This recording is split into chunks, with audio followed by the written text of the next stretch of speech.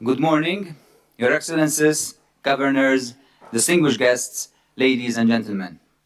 On behalf of the Central Bank of Malta, I am Marco Grech, and I welcome you to the launch of the bank's 2023 annual report. I thank you for accepting the bank's invitation to be present with us this morning. As you might have already seen, the annual report includes the bank's financial statements, as well as an analysis of the economic and financial developments in Malta and abroad. It also includes a review of the bank's main operations during 2023. To review in detail the annual report, we have with us today Professor Edward Cicluna, the bank's governor, Deputy Governors Mr. Alexander De Marco and Mr. Oliver Bonello, and the bank's chief economist, Dr. Aaron Grech, who will explain the salient elements of the annual report. You are most welcome to take with you a copy of the report or download such a copy by scanning the QR code here available. Before introducing our first speaker, may I draw your attention to a few housekeeping guidelines. Kindly be informed that the event is being recorded and will be posted on the bank's social media channels later on today.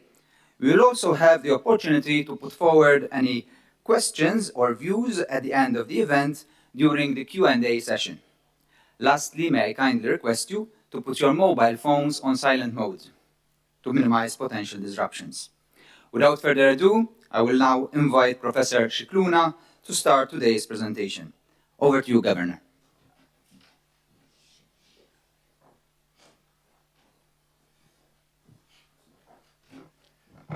Distinguished guests, good morning. I was, coming over here this morning, I was thinking about our role as a central bank. It's quite interesting. Central banks are the sole institutions set up by governments all over the world with a single task: to price stability. And then inflation blows out and everybody gets blamed: governments, traders, business people, trade unions, except us. We're quite lucky there. Although the downside of it is then we don't get credit when inflation starts coming down. Others will say, we got it down. So, I would be talking mostly about inflation at the euro level, and my colleagues will take it further at the local level and in other aspects of central banking as well. So we're talking about euro area inflation, which fell, was the good news, from a peak of 10.6% in October of 2022 to 2.9% by the end of 2023, the year we're looking at. Around half of this decline reflected lower energy inflation. However, inflation excluded energy also declined markedly, falling from a peak of 7.9% in March of last year to 4% in December. The latter measure, though, has been slower to adjust due to persistence in food inflation, robust demand for services, and rising wage pressures at that time. Towards the end of the year, the disinflation process became more apparent. In part, this reflected the fading out of earlier cost shocks and the tightening of monetary policy. Indeed, policy rate increases implemented since 2022 were transmitted forcefully to financing conditions and credit aggregates, dampening demand and price pressures as intended. Indeed, inflation continued to moderate going into the first months of this year, with the overall inflation rate at the European level, I'm repeating perhaps, 2.4%, and Dutch ICP, excluding energy, standing at 2.9%. In recent months, moreover, inflation has tended to surprise some on the downside. I don't like using the word surprise because it shows that you didn't see it coming, so you're surprised. But anyway, we were indeed, at least the forecasters were surprised on the downside, and is also reflected in a downward revision in inflation projections. These downward revisions were not linear, in fact, due to the volatility of international commodity prices. In fact, if you look Sorry about that. I think it's, yeah, we're still, thank you for those. Um, we're looking at various projections on the chart in front of us, each time going down, but there were some, projections where went up again before going down again. Note in particular the upward revision in the overall HICP between the June and September exercises, while subsequently both December and March forecasts were revised down for 2024. What I referred was the negative surprise in inflation is also evident when looking at the right-hand side chart, which shows the inflation, HICP inflation excluding energy. Here, the revisions were downward sequentially.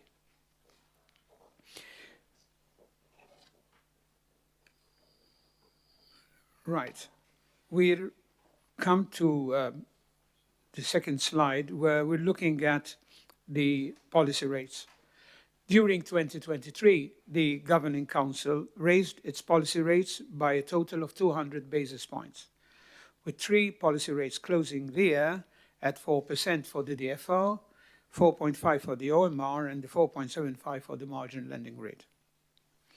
The last rate hike occurred in September.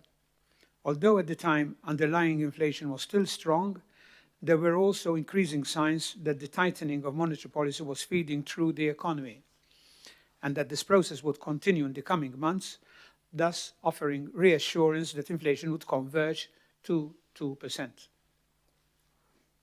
Looking at the right-hand side of the slide, we can say that meanwhile, the Eurosystem balance sheet continued to decline. So it's important to mop up the high liquidity, which was necessary for the past 10 years, but then it was past due date. But it's not easy to bring it down so fast.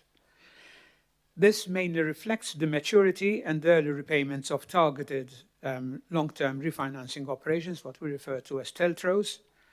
In fact, outstanding TLTRO 3 balances, the yellow area, have fallen from around 1.3 trillion at the end of 2022 to around 0.4 in the end of 23, and then 0.2 trillion at the end of March 24.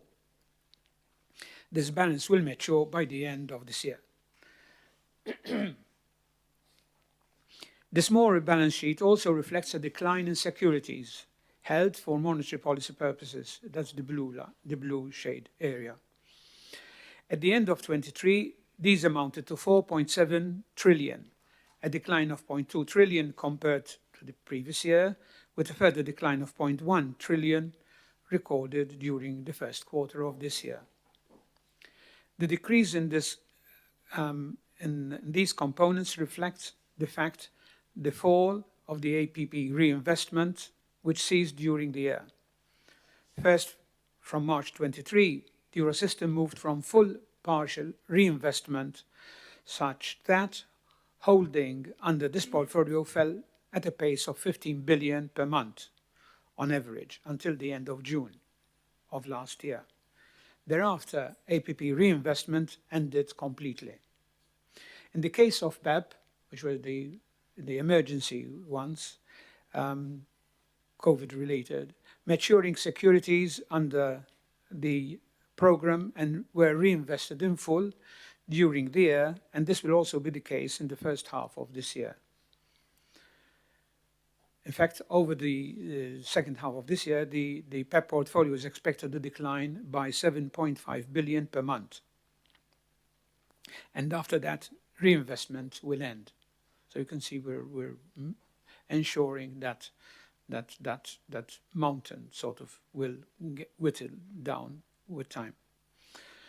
On 13th March 2024, the Governing Council concluded a review of the operation framework for implementing monetary policy, the how to do it. It decided that it will continue to steer the monetary policy stance by adjusting the DFR. I mean, we're focusing on the DFR. And we've decided that the spread between the rate between the MRO and the DFR will be reduced to 50 basis points, to 15 from 50 to 15 basis points as from 18th September. The thought behind it is to encourage the market and interbanking lending, which was completely missing during these crisis years when banks relied on the central bank.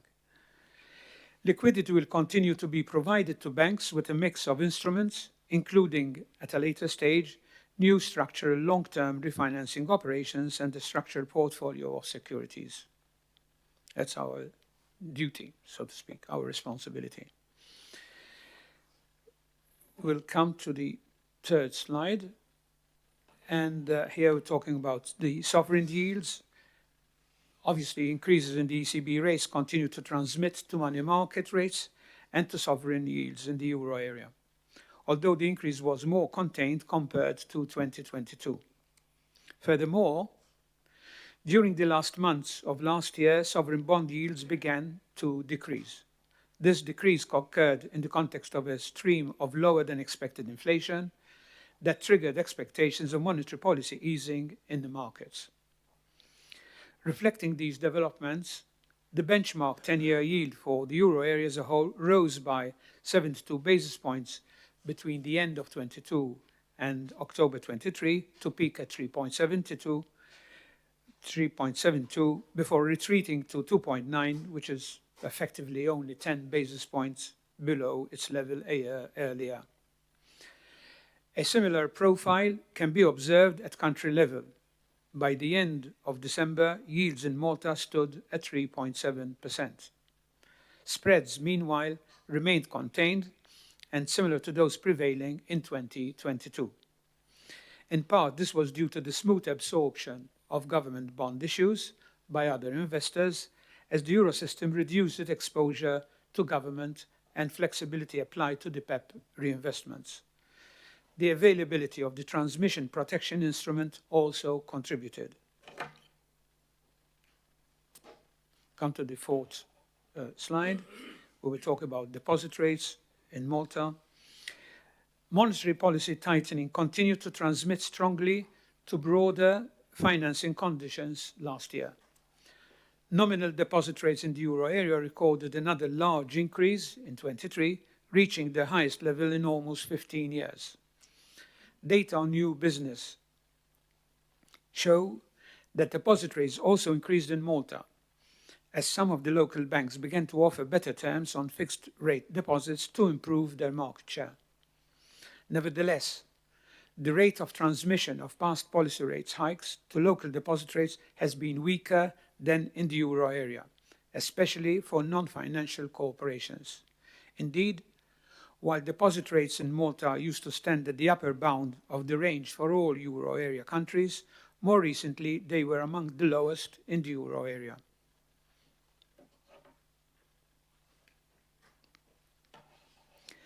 We come on the lending rates now. Divergences with respect to other euro area countries are even more significant when looking at lending rates. While in the euro area these have recorded a further steep increase in 23, in Malta they held broadly stable, especially for house purchases, or even declined in the case of non-financial corporations. And in Malta they both stand at the bottom of the range. Outlook. Incoming information shows that inflation has continued to decline, both the deadline measure and underlying measure of inflation. Inflation is developing in line with the ECB's latest staff projections, published in March, which show inflation converging to target. Wage growth is showing signs of moderation, and firms' profit margins are cushioning some of the impact of higher costs. These factors should help avert the re-emergence of upward price pressures, as should the ongoing transmission of monetary policy tightening to activity. However, services inflation, while also moderating, remains high at around 4%. Accordingly, the Governing Council left interest rates unchanged during the first 4 months of 24 to ensure that monetary conditions are sufficiently restrictive to safeguard the disinflation process. I must say, from my own experience now, that how sufficiently restrictive is defined is very subjective. So you could see that there will be disagreement within the Council, but obviously, finally we have to find a compromise. The compromise we found last time was the following, and I'm going to quote and finish with it. If the Governing Council's updated assessment of the inflation outlook, the dynamics of underlying inflation, and the strength of monetary policy transmission were to further increase its confidence that inflation is converging to the target in a sustained manner, it would be appropriate to reduce the current level of monetary policy restrictions, meaning there will be a cut, in short.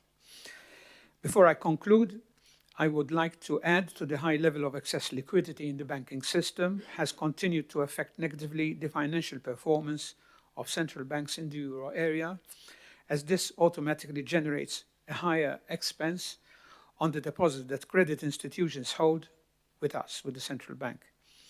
The ECB itself has declared the loss to be offset against future profits, and there will be no distribution of income to NCBs for 2023. Deputy Governor De Marco will elaborate on our own central bank's financial results later on this morning. However, the ECB's primary aim, and with it all the NCBs in the euro system, remains, as I started, price stability. And we at the Governing Council remain committed to deliver it. Thank you.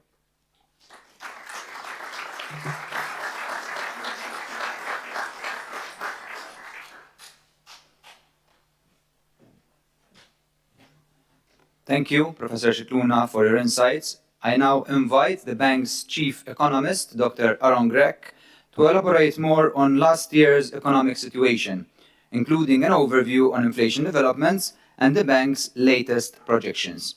The floor is yours, Dr. Grech.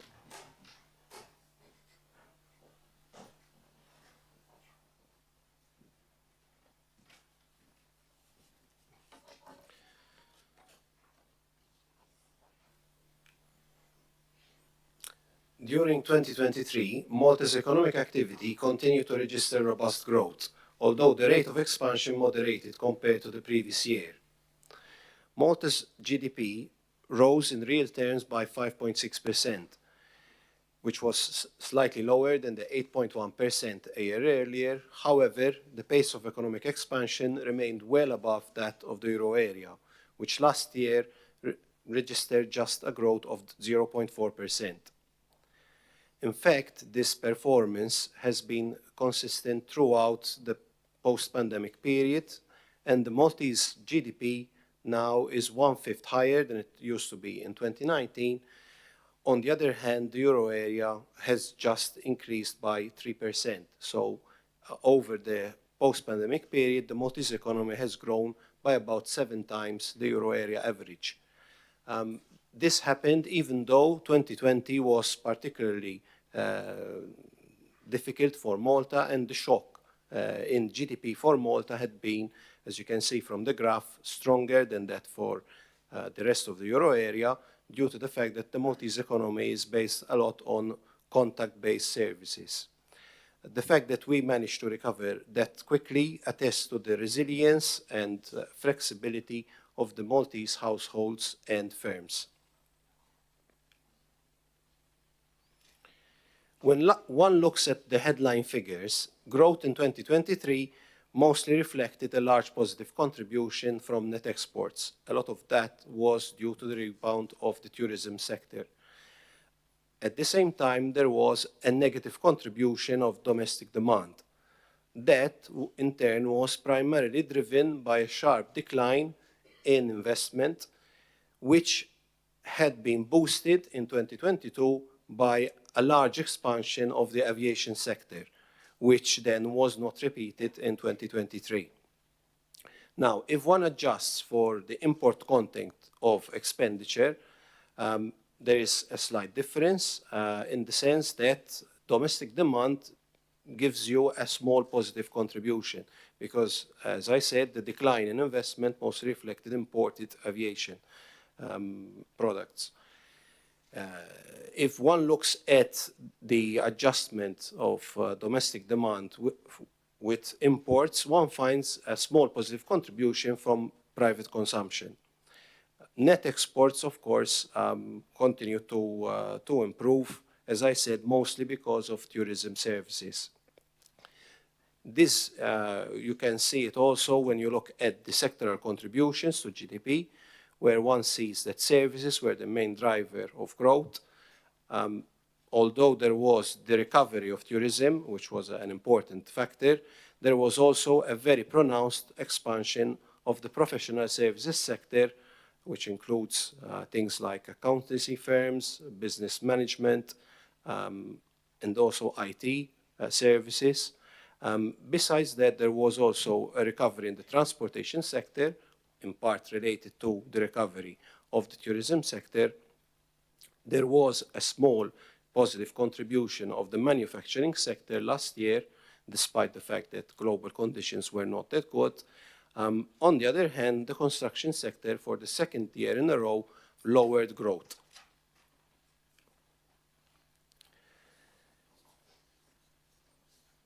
Despite the further rise in labor participation and the resumption of significant flows of foreign workers, the unemployment rate in Malta continued to fall. In fact, in 2023, the unemployment rate fell to a historic low, and it currently stands at around 3%. This rate is about half that of the euro area. While the number of jobless persons in Malta has fallen below the pre-pandemic level, the amount of job vacancies has steadily increased and now is at its highest ever level. This has resulted in very tight labor market conditions, and the labor market, in fact, is tighter than any other time on record.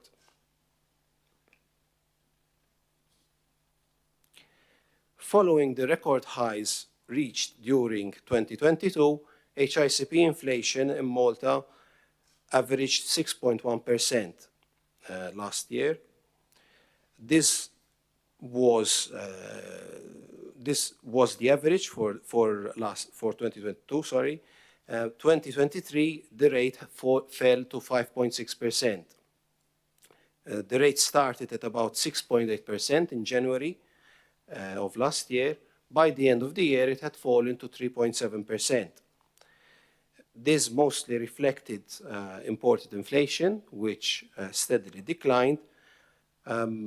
As you also are aware, energy inflation in Malta has remained stable, whereas in the euro area it started at a very positive level during the first part of 2023, but then during the rest of the year, energy inflation in the euro area turned negative, and that caused a divergence between the inflation rate in Malta and that of the euro area. Another element that diverged significantly between Malta and the euro area were food prices. Food prices in Malta in 2023 were slightly less pronounced in terms of growth than the previous year. However, the rate remained very, very substantial at around 11%. And there was a divergence in food price inflation, particularly in the second half of the year. During the initial months of 2024, inflation in Malta continued to fall significantly, and it now stands at about 2.7%, so there was a decline of about 1% over just 3 months. And the main cause of this decline was food price inflation, which now is starting to converge to that in the euro area. Looking at government finances, the fiscal deficit in Malta has improved last year to 4.9%, down from 5.5% the previous year. This was mainly driven by a lower share of expenditure, which in turn mainly reflects lower outlays on support measures that government is giving. On the other hand, capital expenditure has tended to increase. The deficit remains at quite elevated levels, and in fact, it is higher than the euro area average of about 3.6%. However, the general government debt to GDP has continued to remain quite below the euro area average. In the euro area, the debt ratio is nearly 89%. In Malta, it has fallen to 50%, down from 51.6% the year before.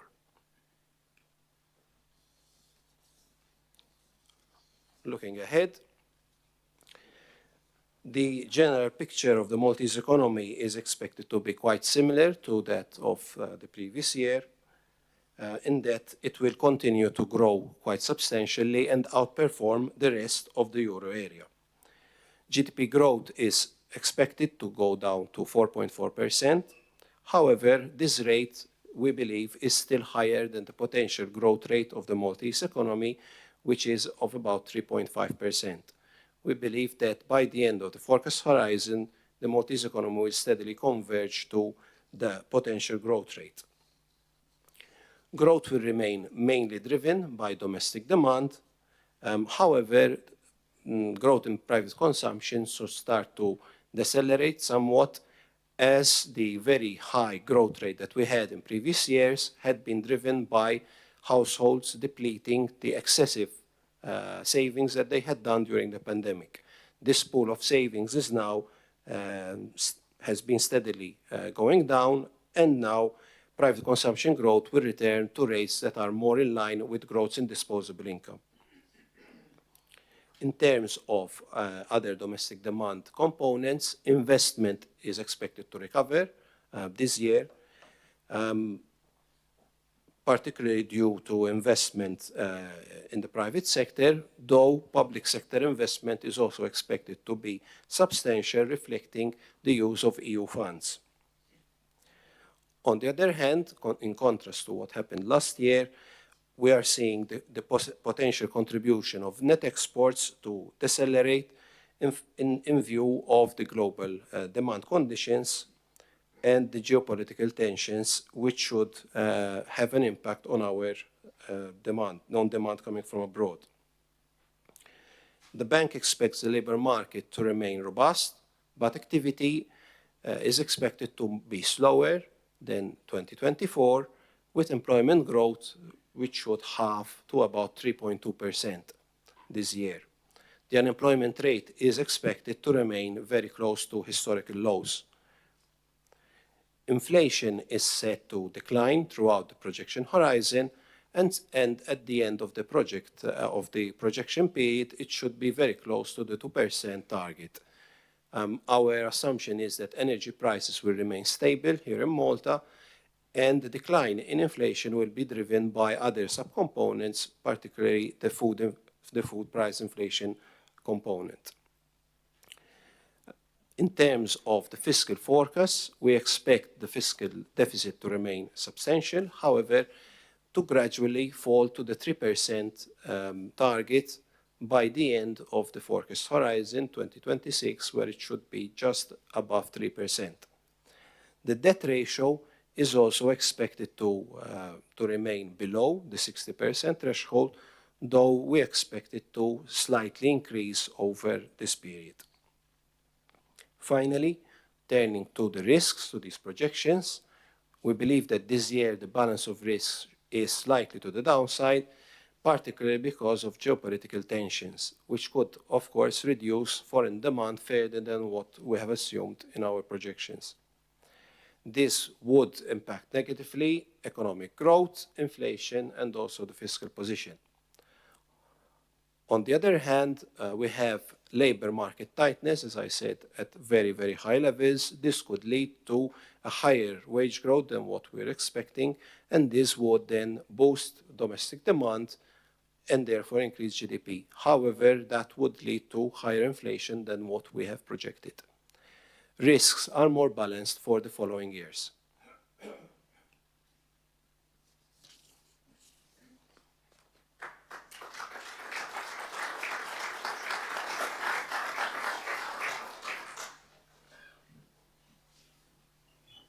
Thank you, Dr. Grech, for your presentation on such highly debated topics.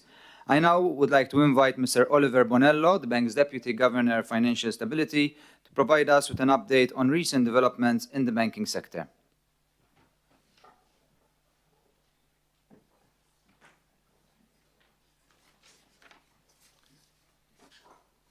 Good morning. I will be giving you a brief overview of the developments of the banking sector for 2023 focusing on the core domestic banks since they are closely linked with the Maltese economy. At the outset, I would like to stress that our banking sector has shown remarkable resilience, especially in the face of recent challenges such as the pandemic, the banking turmoil of last year, and during the recent periods of high inflation and monetary policy tightening. Our bank's robust fundamentals, capital strength, and prudent liquidity management contributed to the system's overall resilience. This is also confirmed by the results of our stress tests, which are published in our financial stability reports.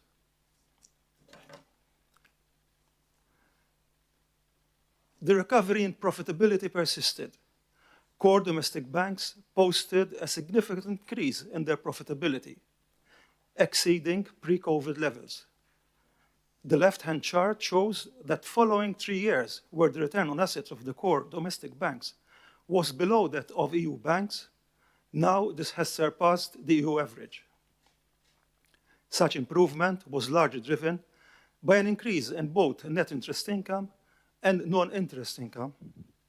Another driver of profitability was interest earned on placement with the central bank, reflecting their ample liquidity buffers.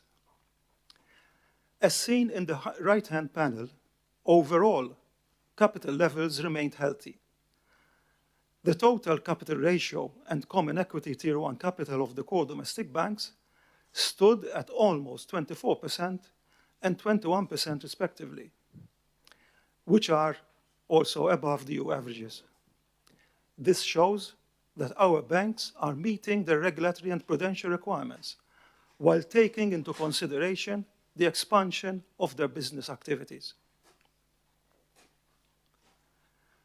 Turning to liquidity, as highlighted earlier, the ample liquidity of the banks is evidenced by the high liquidity coverage ratio, which stood at around 360%, significantly exceeding the minimum requirements of 100%, and the average for the EU banks of 161%. The same can be said for the net stable funding ratio, which at 175% exceeded the EU average of around 125%. Despite a slight increase at 59%, the loan-to-deposit ratio is by far below that of the EU banks, which is 109%, also indicating ample liquidity in the system. Turning to the quality of the loan books. The quality of the loan books continued to improve, with an overall non-performing loans ratio of 2.5% in 2023, down from 3.7% in 2020, at the height of the pandemic.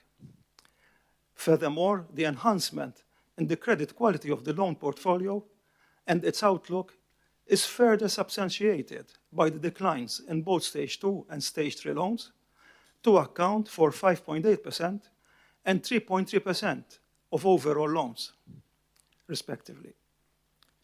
At the same time, Stage 1 loans increased further, up by 3.6 percentage points, to account for 91% of loans.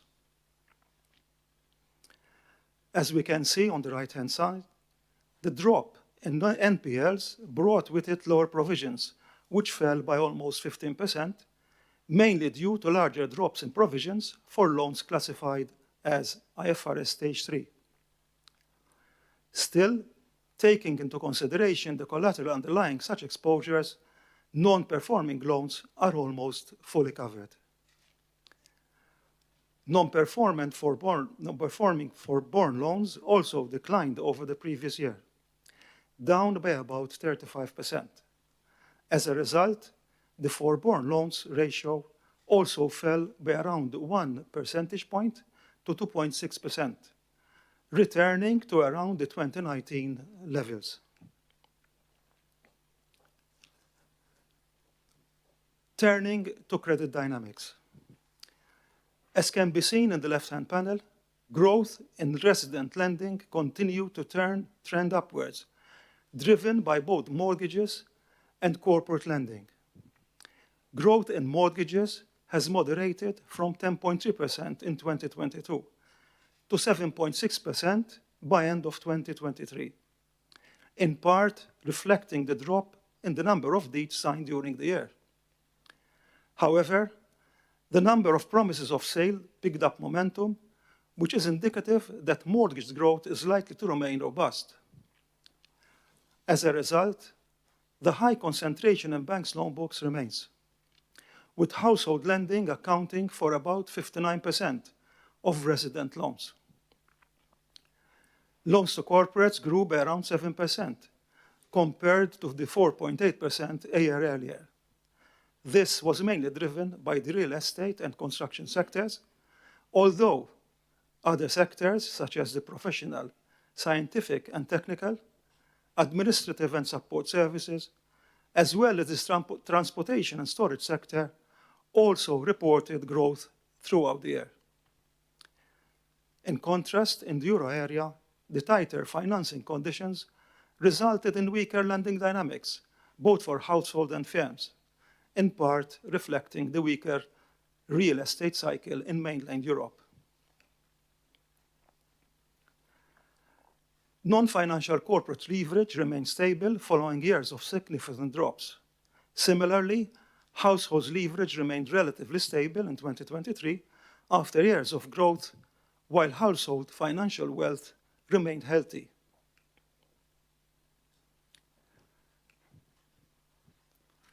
It is clear that cyclical developments in Malta differ from the euro area. Still, in the euro area, cyclical risk would materialize once again once interest rates decrease, ramping up demand. Domestically, credit remains mainly driven by property-related sectors. This ties in with the concentration risk in the loan portfolio, where mortgages, construction, and real estate loans continue to account for the bulk of the resident loans, which is around now 68%, indicating significant dependencies on the property market. Last year, we introduced a sectoral systemic risk buffer aimed at increasing capital requirements for mortgages. While the impact from such a policy is yet to take stage, the possibility of extending this further to capture other areas remains on the table should risks evolve. The current wars and conflict in several parts of the world, together with upcoming general elections across the globe, continue to exert uncertainty.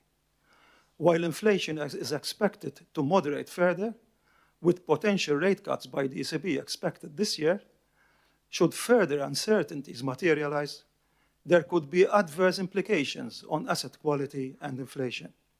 Furthermore, it is likely that the outlook on profitability will soften.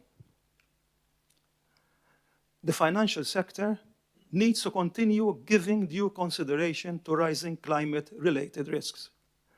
It should ensure that the sector is sufficiently prepared for dealing with the possible transition and physical risks. At the same time, banks should continue to be at the forefront for financing the green transition of our economy. Similarly, cybersecurity plays a critical role in the financial sector, impacting various aspects of operations, risk management, and most importantly, clients' trust. Cyber threats have become an increasing concern, and I dare say one of the top risks for banks, since these are on the rise, given the drive for digitalization apart from the geopolitical risks.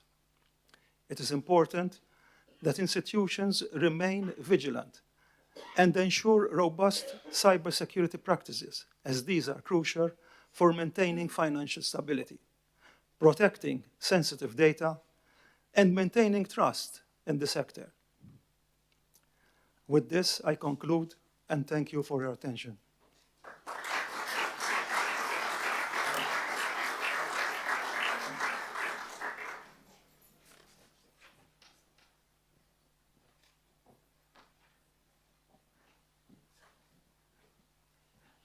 Thank you, Mr. Bonello, for your contribution. To conclude this morning's presentations, I now invite Mr. Alexander DeMarco, the bank's Deputy Governor for Monetary Policy, to give some details on the bank's financial statements. Mr. DeMarco, the floor is yours. Thank you, Marco. This morning, I will go briefly through the financial results of the bank for last year. Of course, the financial results happen within a context. As the governor showed earlier today, after the steep and rapid rise in interest rates in 2022, the Governing Council continued to raise interest rates further in 23 until September, with the deposit facility rate peaking at 4%, to tighten monetary conditions to bring back inflation to 2% in the medium term from very high levels. The further tightening of monetary policy and high liquidity levels in the euro system, of course, continue to adversely impact the financial results of both the ECB and the national central banks of the euro system, as mentioned earlier by the governor. And of course, conversely, this had a positive impact on the commercial banks, as we've seen in earlier months this year when they presented their own financial results. Although the aim of monetary policy tightening is that of reducing excess liquidity by also shrinking the balance sheet of the central bank, between December of 2022 and 2023, the balance sheet of the Central Bank of Malta expanded by practically 230 million, or around 2.2%.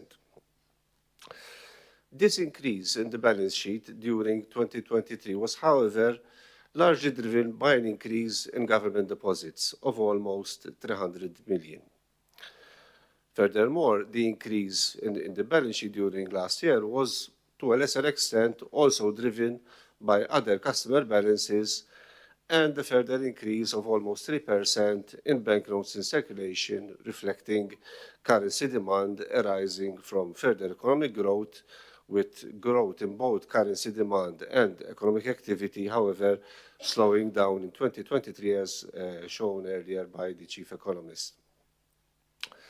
By contrast, as one would expect with tighter monetary policy, deposits of credit institutions contracted further by 4% during 2023, taking advantage of lower bond prices and locking into higher yields, as towards the end of 2023, central banks kept interest rates on hold, and the financial markets back then were anticipating central banks to start cutting rates early into 2024. As in the previous year, the tightening of the monetary policy stance during 2023 continued to adversely impact the Central Bank of Malta's income and expenditure account, recording again a financial result of zero during the financial year ending December 2023. The result for the income and expenditure account was driven by the monetary income component, producing an adverse hit of almost 54 million. This was double that recorded in the previous year and reflected the cost incurred and shared between Eurosystem central banks arising from the excess liquidity remunerated by the deposit facility rate.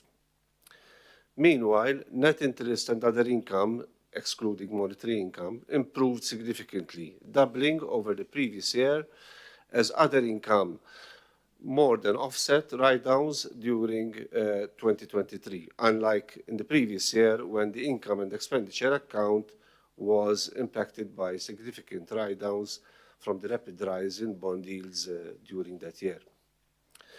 As regards to operating expenses, these increased by just over 4 million, or about 15% during 2023.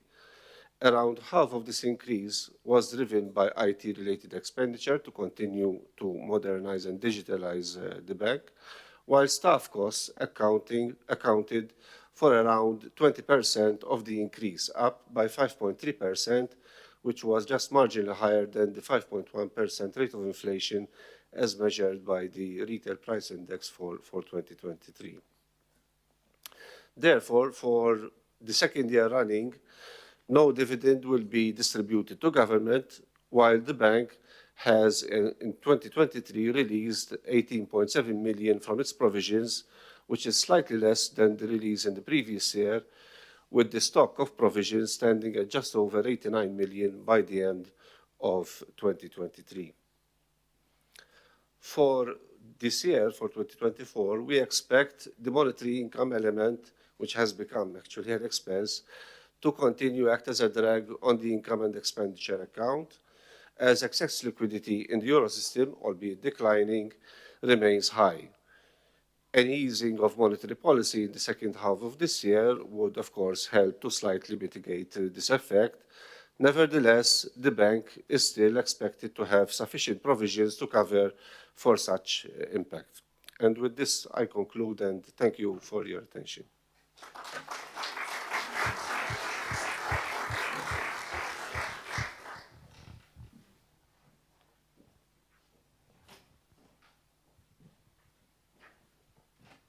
Thank you, Mr. DeMarco, for your presentation. After having followed this morning's presentations outlining the most important points of the bank's annual report for last year, we're now happy to hear your views or any questions or comments that you would like to put forward on the topics discussed. May I kindly ask you to raise your hand and introduce yourself before you speak for the benefit of speakers and audience, and kindly be reminded to speak close to the microphone for better communication. So please, any questions from the floor?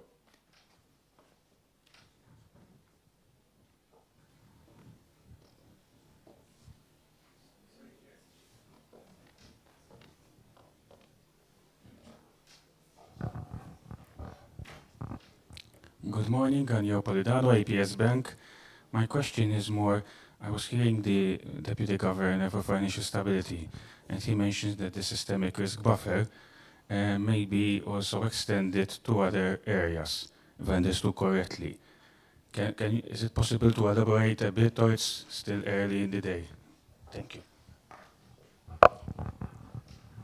Well, on this, what I can say is that cyclical risks are always on the bank's horizon.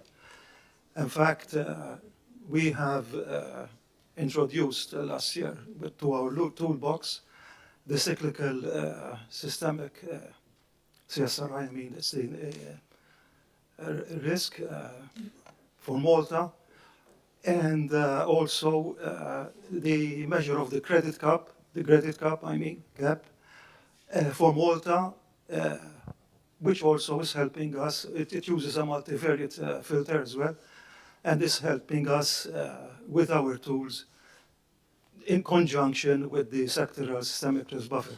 As you mentioned, yes, last year we mentioned the sectoral systemic risk buffer, and we introduced it.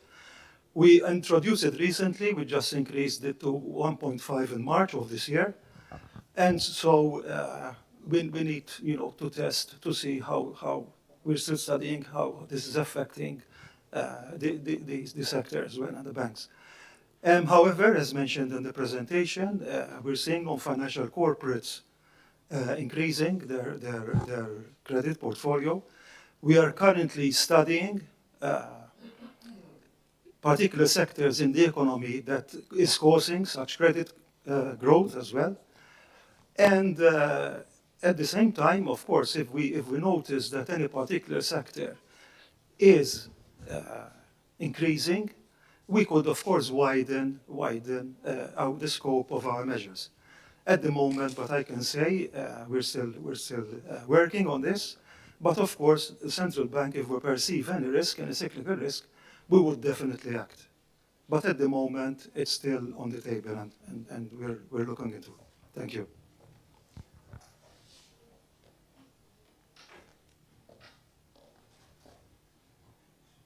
So, any more questions, please? Yes, we have one question here. Good morning, thank you. And my name is Greta Di Pierri, and I have a question regarding the disinflation process. Specifically, how concerned are you that the current geopolitical situation or the wage pressure will derail the disinflation process and delay as well the return of the euro area inflation to the main target of 2%? Thank you. this is the question we always ask in the council all the time. And that's why there are certain things which are empirical. I mean, there are, especially the forecasts, for all to see. You cannot disagree with that. You can say maybe the assumptions were